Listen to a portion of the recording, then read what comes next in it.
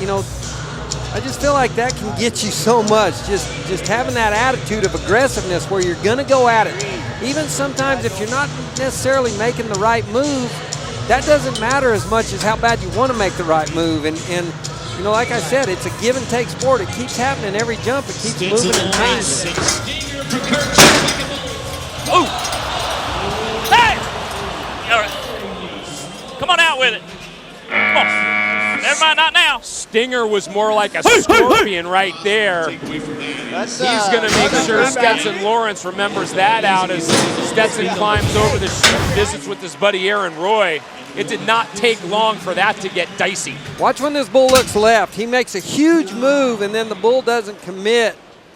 And that bull kind of widened out from him, you know, feeling him. It'd be cool to watch that one more time, and you can really see what I'm talking. Look how he made that big move, and the bull jumps sideways.